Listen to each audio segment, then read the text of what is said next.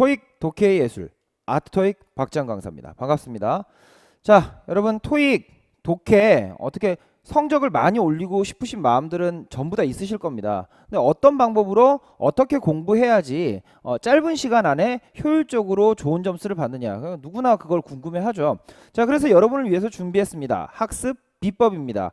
자, 오늘 이 학습 비법 시간을 통해서는 제가 패러프레이징, 자 파트 7 할 때나 뭐 LC 할 때나 많이 들어보셨을 것 같은데요. 본문에 있는 내용을 선택지에서 다른 말로 바꾸는 거예요. 그것을 알아보는 방법, 그것을 공부하는 비법에 대해서 여러분께 안내를 해드리도록 하겠습니다. 자, 먼저 여러분 RC 공부를 하실 때 제일 어려웠던 것은 무엇입니까? 뭐 어떤 분들에게는 문법이 좀 어렵게 느껴지셨던 분들이 계실 거고, 자 어떤 분들에게는 뭐 직독직해가 좀 어려웠다 그런 분들도 계실 거예요. 자, 그런데 저는 먼저 지적하고 싶은 게 여러분 많이들 어려워하시는 거죠. 어휘에 대한 얘기입니다. 자, 사실은 어휘로부터 모든 독해는 출발을 한다고 해도 과언이 아닌데, 자 어휘가 중요한 건 우리가 알고 있지만 막상 외우려고 하면요 되게 답답해요. 그래서 여러분이 되게 저한테 질문을 많이들 하세요. 어휘 선생님 어떻게 암기해야 됩니까? 암기하는 좋은 방법이 있습니까? 이렇게 질문을 하곤 합니다. 자, 저는 그때마다 학생들한테 이런 얘기를 해줘요.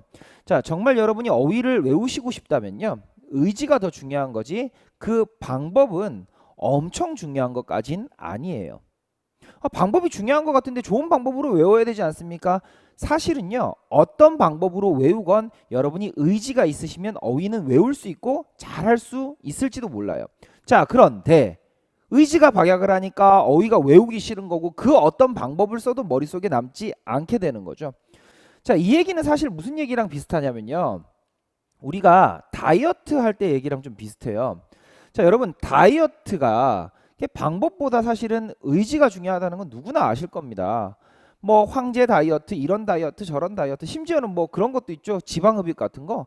자, 그런 모든 방법을 써본다고 할지라도 본인이 다이어트에 대한 강렬한 의지, 나는 살을 빼고자 하는 강렬한 의지가 없으면 절대 살 안 빠집니다. 살이 빠졌다고 하더라도 다시 돌아오는 요요 현상을 겪죠.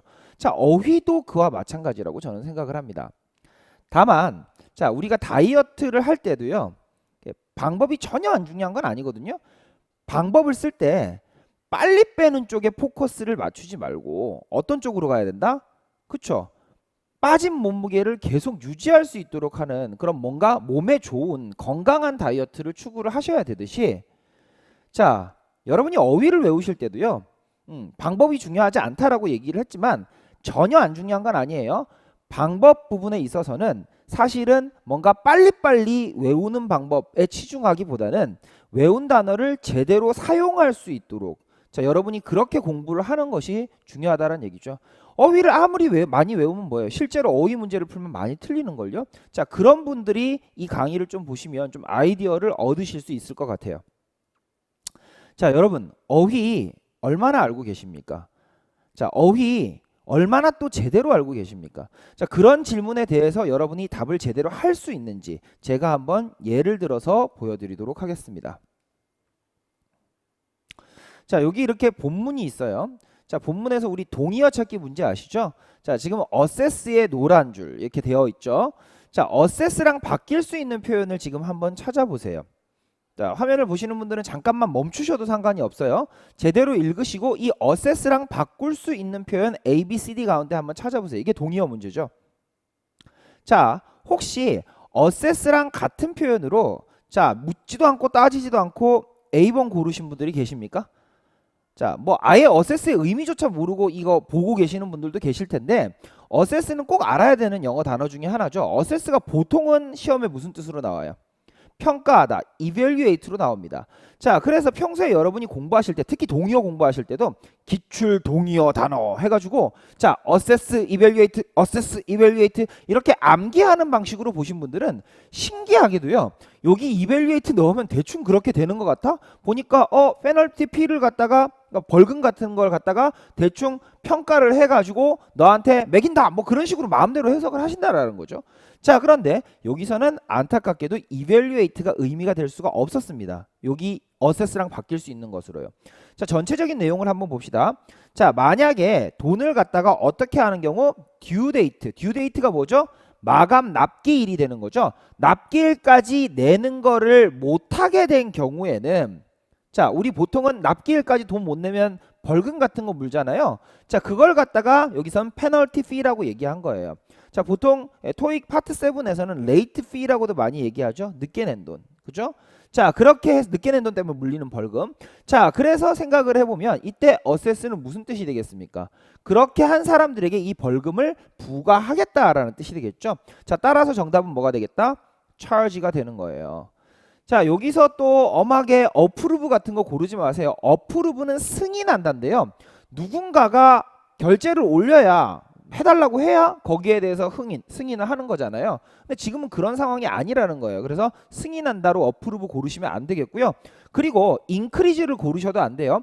increase는 어떤 가격 같은 걸 지금 늘린다는 얘기인데, 늘린다는 말은 원래 있던 거에서 늘린다라는 얘기니까 원래 있던 게 있어야 되는데 뭐 아무 벌금이 없었다가 돈 제때 안 내서 벌금이 발생을 한 거니까 늘어난 거라고 보시면 곤란하겠죠. 아예 없었던 데서 늘어날 수는 없는 거니까요. 자, 따라서 정답은 뭐가 된다? charge가 되는 겁니다. 자, 이때 여러분이 또 잘못 파악하시면 안 되는 게, 그러면 어세스가 시험에 charge로 나오는구나. 어세스 charge, 어세스 charge, 어세스 charge 이렇게 암기를 하실 거예요. 근데 다음번에 또 시험에서는 어세스가 charge의 의미가 아니고 어세스가 evaluate의 의미로도 얼마든지 시험에 나올 수가 있거든요. 결국은 무엇입니까? 자, 여러분이 단어장 같은 거 암기를 하실 거예요. 단어장에 딱 보면은 영어, 한글, 영어, 한글, 영어, 한글 이렇게 돼 있죠?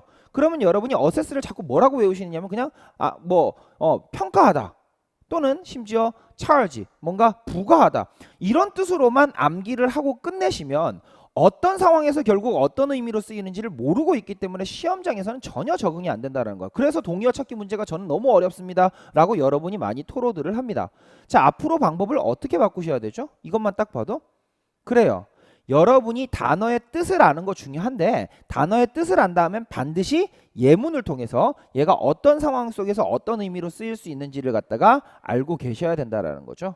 자, 지금은 이거 페널티 피를 평가한다 아니에요. 그죠? 평가하는 건 뭔가 잘했느냐 못했느냐에 대해서 점수를 주는 걸 평가한다라고 얘기를 하거든요. 되었어요? 자, 그 다음으로 넘어가 보겠습니다. 이번엔 되게 길죠? 자, 여기서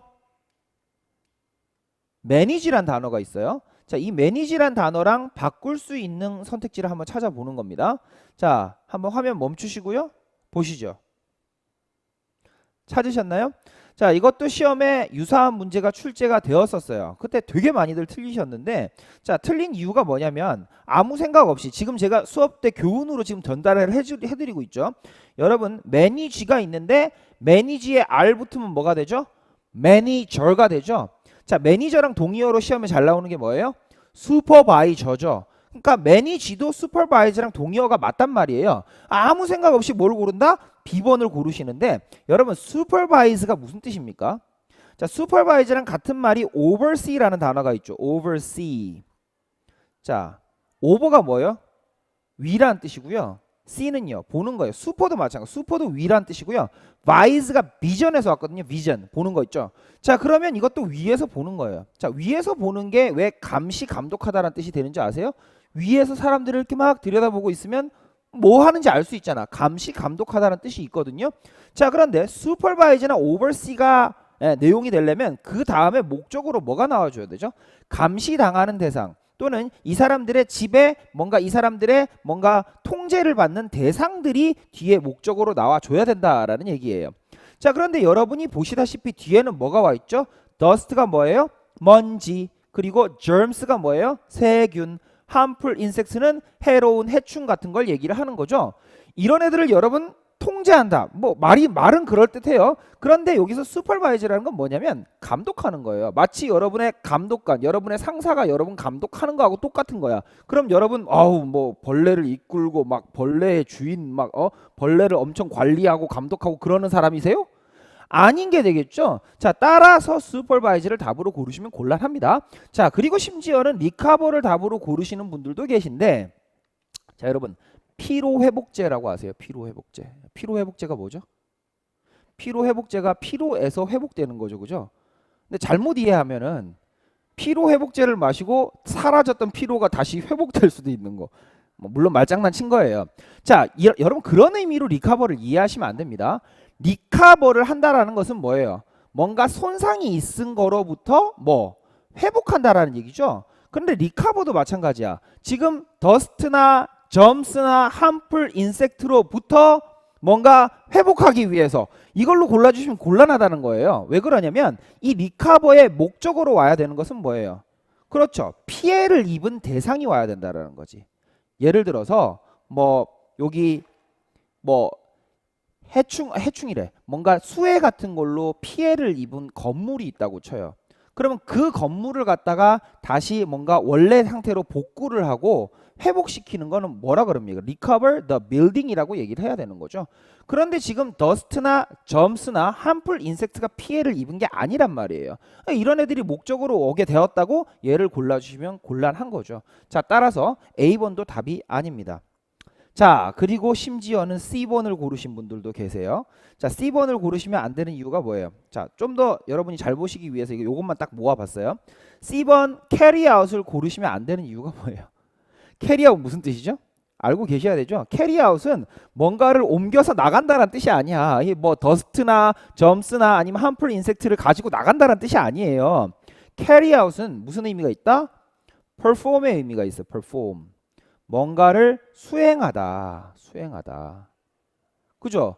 그런데 세균을 수행하고 먼지를 수행하고 그럴 수가 없겠죠. 그래서 이걸 골라주셔도 곤란해요. 정답은 뭡니까? D번의 컨트롤입니다. 에이 선생님, 컨트롤은 조종하다 아닙니까? 아 그럼 아까랑 그 슈퍼바이저랑 비슷하게 뭐 더스트를 조종하거나 점수를 조종하는 거는 아니지 않습니까? 라고 하실지 모르겠는데요.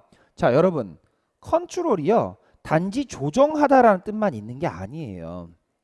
자 여러분, 산하 제한이라고 아세요? 산하 제한? 옛날에 우리나라에서 했었거든요. 하나만 낳아서 잘 살자 이런 거. 자, 산하 제한이라는 게 뭐예요? 아기를 많이 낳지 말라는 거죠. 아기를 중국에서는 그런 거 하잖아요. 자, 그걸 영어로 뭐라 그러는 줄 아세요? birth control이라고 그럽니다. 느낌 왔어요? 아기를 조절하는 게 아니잖아. 출생을 조절하는 거니까. 자, 보통은 컨트롤이 뭔가의 양을 갖다가 줄이는 쪽으로 많이 나온다라는 거죠. 해로운 쪽이면. 좋은 쪽이면 물론 늘리겠지만. 자, 지금도 마찬가지. 얘네들이 해로운 거잖아요.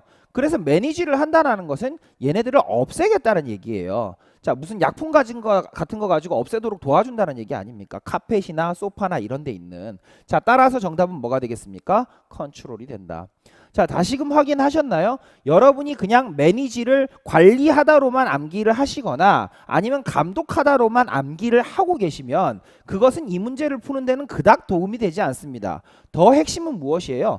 어떠한 상황에서 어떠한 의미로 쓰일 수 있는가? 그리고 컨트롤 같은 경우에도 마찬가지죠. 컨트롤이 뭔가를 없애는 그런 의미로도 사용이 될 수 있다라고 생각을 하셨다라면 정답을 D번으로 고르셨어야만 하겠죠. 자, 또 하나를 가져왔어요. 이제 긴장되시죠? 자꾸 틀릴까 봐서. 자, 내용을 한번 봅시다. terms가 여기 나오는데 terms랑 바뀔 수 있는 걸 찾으라고 돼 있어요. 자, 참고로 요거는 과거에 여러 번 동의어 찾기 문제로 여러 번 등장을 했습니다. 자, 그래서 조금이나마 공부를 해본 경험이 있는 분들은 쉽게 답을 맞추실 수 있을지도 모르겠어요. 자, 그러면 한번 골라보실까요? 멈추고 오케이. 자, 혹시 아무 생각 없이 피리어드 고르신 분이 계신가요? 여러분이 텀은 맨날 뭘로 외우시죠? 쇼텀, 롱텀. 기간으로 외우기 때문에 아무 생각 없이 A를 넣어서 해석을 해봅니다. 해석을 해보면 그나마 좀 그럴듯해요. 심지어는. 보니까 뭐예요? Certificate of Warranty. 워런티가 들어있다라는 거죠. 워런티는 뭐 품질 보증서 같은 거예요. 자, 이 워런티는요. valid for 2 years. 2년 동안 유효한데 너가 리페어를 신청을 할 때 자, 확인하라는 거죠. Terms of your warranty. 아니, 맞지 않나요? 이거 너 워런티 기간이 얼마 남았는지를 갖다가 확인을 해보라는 얘기 아닙니까? 요렇게 해석을 하시고 그걸 맞다고 생각하시고 틀리는 거예요. 자, 잘 한번 보세요. 일단 네가 워런티를 방금 전에 받았죠. enclosed. 뭔지 알겠죠? 동봉되어 있다. 워런티가. 그러니까 네가 워런티를 방금 전에 확인을 한 거예요. 그리고 그 워런티는 몇 년짜리래요? 2년짜리니까 네가 워런티를 갖다가 매번 할 때마다 확인을 하라라는 말로 해석을 하시면 곤란하다라는 얘기죠. 오히려 이 얘기는 뒤에 조금 근거가 나옵니다. 뭐라고 나옵니까? As the request for repair. 수리를 위한 어떤 신청은 may not be accepted. 받아들여질 수 없다. 만약에 violation이 있으면. violation이 뭐죠? 위반이에요. 자, 여러분 기간을 위반합니까? 기간을 위반해요. 여러분이 계약을 맺었어. 워런티 계약을 2년짜리예요. 그럼 2년 넘으면 여러분은 위반한 거예요? 아니죠. 그냥 넘은 거죠. 워런티 기간이 끝났다 그러지 그걸 위반했다고 얘기를 안 하거든요. 위반이란 건 뭘 얘기하죠? 있는 규칙을 어겼을 때를 얘기를 하는 거예요. 자, 그러면 이때 terms는 무엇일까요? 자, term의 뜻이 크게 세 가지가 있습니다. 시험에 다 나왔었어요. term의 뜻. 첫 번째가 무슨 뜻이 있다? 여러분이 아시는 기간이 있어요. 두 번째가 무슨 뜻이 있다? 용어라는 뜻이 있어요. 여러분 과학 용어, 수학 용어 이런 거 있죠? 과학 용어가 영어로 뭐예요? scientific term. 그죠? 그러면 법률 용어 해볼까요? legal term 이런 표현으로 씁니다. 자, 그러면 용어라는 뜻도 아니라면 얘는 무슨 뜻이었을까? 바로 계약 같은 것의 조건이나 조항을 얘기를 하는 거죠. 자, 지금 내용을 한번 잘 보세요. The request for repair. request for repair를 갖다가 할 때, 자, 만약에 네가 이 조항 같은 걸 violation, 어기게 되면 안 받아주겠다라는 얘기가 되는 거예요. 그래서 미리미리 자, 워런티의 terms, 조건들을 갖다가 잘 체크를 해봐라 라는 얘기가 되는 거죠. 자, 따라서 정답은 뭐예요? 조건이라는 뜻으로 쓰는 말이 D번의 condition 되겠습니다. condition이요. 여러분 이런 말 혹시 들어보셨나요? terms and conditions. 제가 한번 적어드릴까요? 말로 해도 되지만 한번 적어드릴게요. terms and conditions. 무슨 뜻이에요? 이게 계약의 약관이란 말입니다. 계약의 약관. 같은 말이에요. 이것도 조건이고 얘도 조건이고. 됐어요? 꼭 알아두셨으면 좋겠습니다. 자, 여러분 요런 속담 있죠. 하나는 알고 둘은 모른다. 열심히 암기를 하셨을 거예요. 자, 그런데 여러분의 노력이 배신받는 순간이 뭔지 아십니까? 단어를 맨날 리스트에 있는 거, 누가 정리해 준 거, 드립다 영어 한글, 영어 한글, 영어 한글 이렇게 외운 거예요. 그래서 하나는 알게 되었는데, 하나도 모르는 사람보단 낫죠. 하나는 알게 되었는데 결국 뭘 몰랐어요? 어떤 문맥에서 그런 의미로 쓰이는지 몰라요. 둘은 모르기 때문에 여러분에게 뭐가 안 찾아온다? 고득점이 안 찾아오는 거고요. 패러프레이징이 어렵게 느껴지는 겁니다. 자, 파트 7. 왜 여러분은 시간이 모자랄까요? 단어를 몰라서. 단어를 모르는 건 그냥 몰라서가 아니고 두 번째 의미. 단어가 문맥상에서 어떻게 쓰이는지를 몰라서. 또 하나가 뭐 때문인지 아세요? 왜 푸는 시간이 느릴 것 같아요? 문제를 해석을 잘 못해서 그렇습니다. 아주 놀랍게도요. 자, 여러분은 지금 이 화면을 보면서도 나는 문제 잘 푸는데 문제를 해석 못하다니 그게 무슨 소리야? 라고 하실 텐데요. 여러분의 자신감 언제까지 가는지 한번 봅시다. 자, 지금 여기에 두 개의 문장이 있어요. 이 두 개의 문장 여러분 해석 자유롭게 하실 수 있으십니까? 무슨 뜻인지 바로 알 수 있으시겠어요? 자, 실제로 토익에 나왔었던 문제를 제가 변형을 한 거고요. 이 문제 해석 잘하는 사람 드물 거라고 생각해요. 심지어는 지금 보면서 뭐야 이거 문법적으로 틀렸잖아. 이상한데? 라고 생각하신 분들도 분명히 계실 거예요. 그래서 해석이 안 되는 거죠. 실제 토익에는 문법적으로 틀린 문장이란 건 존재하지 않아요. 여러분이 알고 계신 정보가 틀렸던 거지. 자, 한번 보도록 합니다. 자, 지금 보실 때 여러분이 제일 문제라고 여기실 것 같은 부분이 이 부분이에요. suggest라는 정동사가 있죠. 그런데 다시 그 다음에 will help가 또 나왔어요. 일반적으로 이렇게 동사를 연결시키면 돼요? 안 돼요? 안 되죠. 그런데 왜 이렇게 됐을까요? 그렇죠. 이 사이에 뭔가가 있어야 되는데 생략이 됐기 때문입니다. 뭔가 접속사가 있어야 되는데 걔가 생략이 됐다는 거예요. suggest가 타동사로 쓰일 때 뒤에 뭐가 생략이 되죠? 대시 생략이 되죠. 대시 생략이 된 거고요. 그리고 또 하나, 여기 will help의 주어 역할을 하는 게 어딘가로 가버렸습니다. 그게 뭐예요? 여기 있는 what이에요. 자, 지금 저는 그냥 문법적인 설명을 해드린 거예요. 자, 이렇게 WH 워드들 있죠. 의문사들은 문장 안에서 의문사 의문문을 만들 때 제일 앞으로 이동하는 속성이 있기 때문에 이런 일이 벌어진 거예요. 그런데 여러분이 문법 시간에는, 아마도 토익 문법 시간에는 이게 문제로 안 나오기 때문에, 이런 스타일이 문제로 안 나오기 때문에 공부해 본 적이 없을 거예요. 그러니까 실제 시험 시간에 이런 걸 파트 7에서 문제를 만나면 무슨 말인지 해석이 안 돼서 틀리는 일이 종종 발생을 한다라는 거죠. 자, 그런데 복잡한 문법적인 거 그런 거 집어치우고 저는 해석 쉽게 할 수 있는 방법을 여러분께 알려드릴 수가 있어요. 한번 해볼까요? What 뭐죠? 뭐를 미스터 홀트먼이요 suggest 제안하고 있나가 되겠죠. 다시요. 무엇을 미스터 홀트만이 제안하고 있나예요. 그런데 여기가 매우 이상하죠? 매우 이상할 때 어떻게 한다? 여기 앞에 있었던 what을 다시 한번 이 자리에다 집어넣어 주시면 됩니다. 다시 말해서 will 앞에다가 what을 집어넣자라는 말이죠. 자, 그럼 what을 다시 한번 해석을 할게요. what 무엇이 will help 도와줄 것이라고. 무엇이 도와줄 것이라고. 누구를 도와줘요? candidates 후보자들을 도와줘요. 후보자들이 뭐 하도록 도와주죠? get their submissions accepted.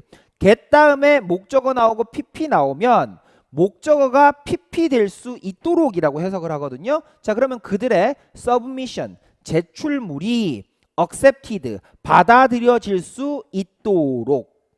자, 아직 해석 잘 안 되십니까? 다시 한번 해드릴게요. 잘 보세요. 자, 무엇을 홀트만은 suggest 제안하고 있나 했는데 이상하다? 그럼 다시 what을 집어넣으라고요. 무엇이 도와줄 거라고. 누구를? candidate 후보자들이 뭐 할 수 있게 도와줘요? 그들의 제출물이 받아들여질 수 있도록. 자, 이제 되셨나요?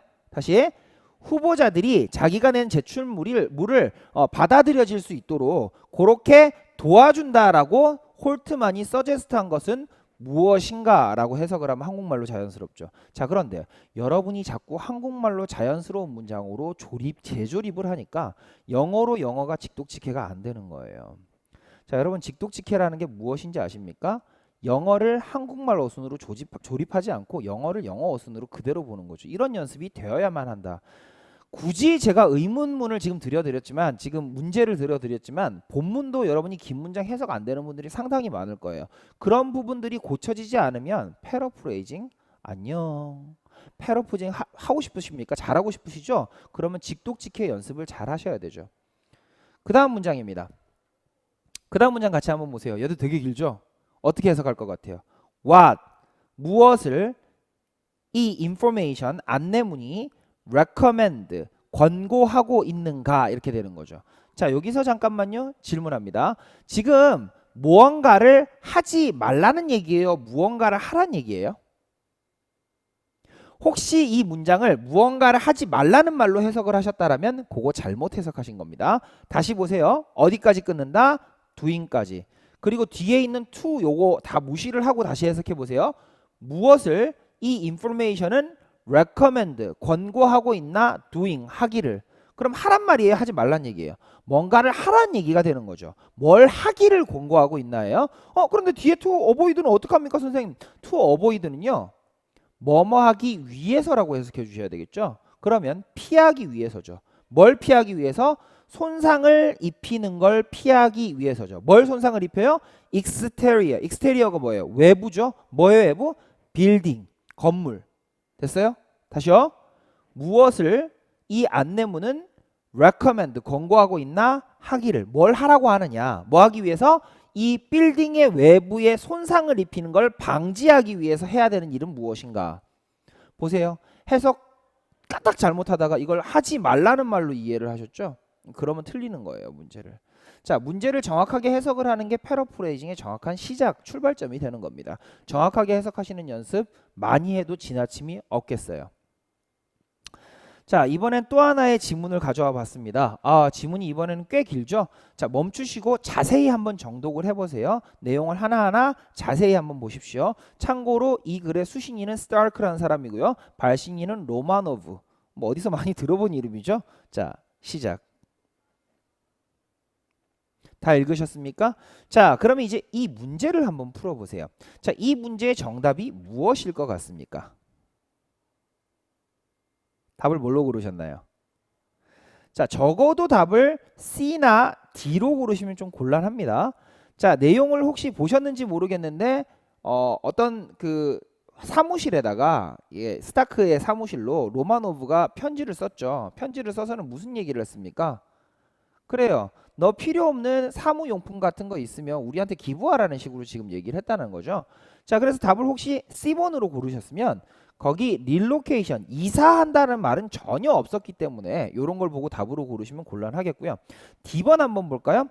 old appliances, 사무실에 오래된 물품 같은 거 달라고 한 건 맞는데 그걸 fix, 수리를 해주겠다 말겠다 그런 얘기는 아예 한 적이 없어요. 자, 그래서 C번과 D번을 제외하고 아마도 여러분은 A번, B번 중에서 고민을 하셨을 것 같아요. 자, 그래서 제가 본문도 좀 줄여보고 여기 문제하고 선택지가 한꺼번에 보이도록 이렇게 편집을 해봤습니다. 자, 다시 한번 보세요. A가 정답입니까? B가 정답입니까? 자, 혹시 답을 갖다가 A로 고르신 분들 오답입니다. 왜 여러분은 A번을 오답으로 고르셨을까요? 왜 그러셨을까요? 이것도 마찬가지죠. 제가 줄기차게 얘기하고 있는 거.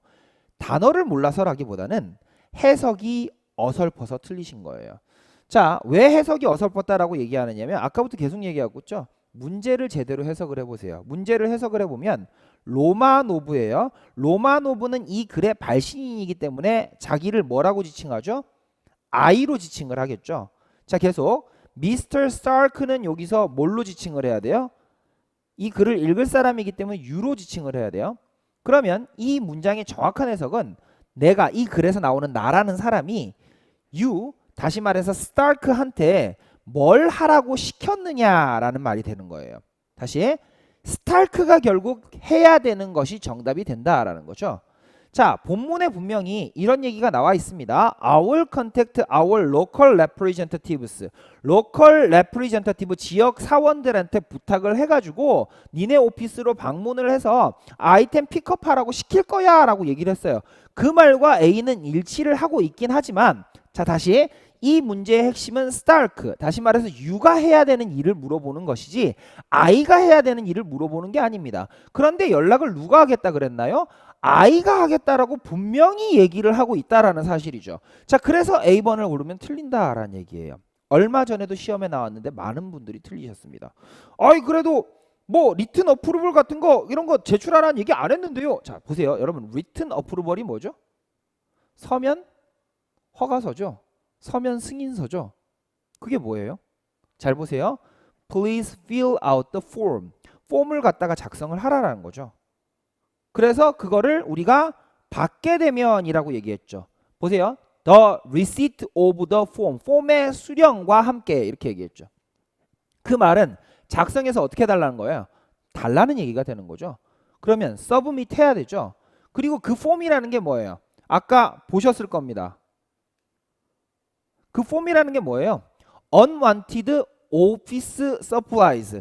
자, 너의 오피스 appliances. 너의 사무실에서 쓰는 물품 중에 안 쓰는 거, 전자제품 도네이트 하고자 하는 그런 의지를 표명하는 폼이 되지 않겠습니까? 자, 그러면 이거를 written approval이라고 얘기하면 틀려요, 맞아요? 맞죠? 그럼 정답은 뭐예요? B번이 되는 것이다. 되었어요? 자, 여러분 정리를 좀 해봅시다. paraphrasing이란 게 뭐예요? paraphrasing이 뭐죠? 자, paraphrasing을 어떤 선생님들은 어떤 뭐 학원에서는 어떤 책에서는 암기해야 되는 것처럼 얘기를 합니다. 막 표를 만들어 놓고 이거 암기하라고. 암기하는 거예요? 아니면 이해하는 거예요? 자, paraphrasing이라는 것에 대한 제 정의는 이러합니다. 어휘를요, 기본적으로 많이 암기하는 건 중요해요. 저는 암기가 안 중요하다라고 얘기하는 게 아니야. 암기는 기본 중에 기본이에요. 암기를 하세요. 그런데 암기에서 끝나면 영원히 패러프레이징은 여러분께 요원한 숙제가 되는 거예요. 왜냐 그러면요, 어휘의 의미는요, 결국 예문, 다시 말해서 문맥을 통해서 확인을 하셔야지 확실하게 쓰임을 알 수가 있게 되는 거거든요.